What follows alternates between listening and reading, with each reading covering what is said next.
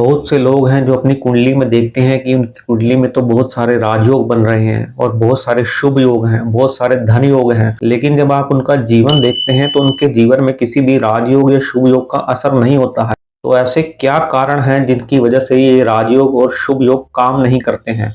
कभी कभी ऐसा होता है कि जो राजयोग और शुभ योग आपको कुंडली में दिख रहे हैं वो दरअसल पूरी तरह से बने नहीं होते, या फिर वो किसी प्रकार से भंग हो चुके होते हैं। एक कारण तो ये होता है, और दूसरा कारण होता है कि कई बार आप अपनी आदतें ऐसी बना लेते हैं जिनके कारण कि वो शुभ योग और धन योग और वो राजयोग आपके जीवन में काम नहीं करते हैं। आप जानते हैं वो कौन सी बुरी आदतें हैं जिनका आप शिकार हो चुके हैं और जिसकी वजह से आपकी कुंडली में अच्छे योग काम नहीं कर पा रहे हैं।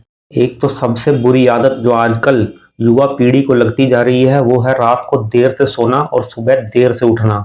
अगर आप भी ऐसा करते हैं, रात को देर से सोते हैं और सुबह देर से उठते हैं, तो अपनी इस आदत को तुरंत बदल लीजिए, क्योंकि अगर आप सूर्योदय के बाद देर तक सोते रहते हैं तो भी आपकी कुंडली के अच्छे योग काम करना बंद कर देते हैं। दूसरी आदत है रोज सुबह स्नान न करना। अगर आप भी इस आदत के शिकार हैं तो इस आदत को भी तुरंत बदल लीजिए, क्योंकि स्वच्छता तन से शुरू होकर मन तक जाती है। नहाने से देखिए शरीर के रोम छिद्र खुलते हैं, आपके शरीर में नई ऊर्जा का प्रभाव होता है। अगर किसी कारण से आप बीमार चल रहे हैं या आपका स्वास्थ्य इस लायक नहीं है कि आप रोज स्नान कर सकें तो बात अलग है, लेकिन अगर आप पूरी तरह स्वस्थ हैं तो रोज स्नान करने की आदत डालिए। रोज स्नान कीजिए और स्वच्छ वस्त्र पहनिए।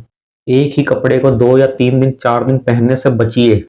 रोजाना स्नान करने के बाद हल्के से इत्र का प्रयोग कीजिए। अगर आप अविवाहित हैं तो चंदन के इत्र का प्रयोग कीजिए। चंदन का इत्र आपके दिमाग को तेज करता है और आपको मानसिक संतुष्टि देता है। नहाकर और स्वच्छ वस्त्र पहनने के बाद इत्र लगाने के बाद रोजाना 5 से 10 मिनट कम से कम किसी धर्म स्थान में बिताइए। रोजाना मंदिर जाने की आदत डालिए। सबसे उत्तम होता है शिवलिंग पर जाकर जल चढ़ाना।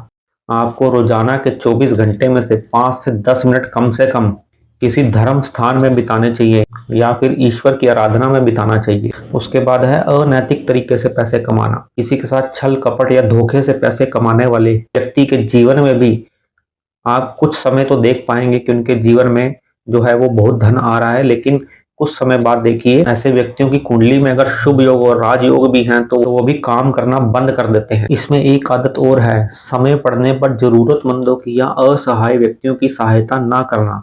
अगर आप समर्थ हैं, किसी असहाय या गरीब व्यक्ति की मदद कर सकते हैं, उसके बावजूद भी अगर आप उनकी मदद नहीं करते हैं तो भी आपकी कुंडली के शुभ योग काम नहीं करते। जीवन के किसी भी रिश्ते में लॉयल ना होना, चाहे आपके साथ किसी का मित्रता का रिश्ता है, चाहे आपका भाई बहन का रिश्ता है, चाहे पति पत्नी का रिश्ता है, माता पिता के साथ रिश्ते हैं, अगर आप किसी भी रिश्ते को स्वार्थ के वश निभा रहे हैं, अपने किसी लालच के उद्देश्य से निभा रहे हैं, तो भी आपके जीवन के शुभ योग काम नहीं करते। जिनकी कुंडलियों में सूर्य और चंद्र कमजोर हैं, उनकी कुंडली में किसी भी प्रकार के राजयोग बने हों वो काम नहीं करते हैं।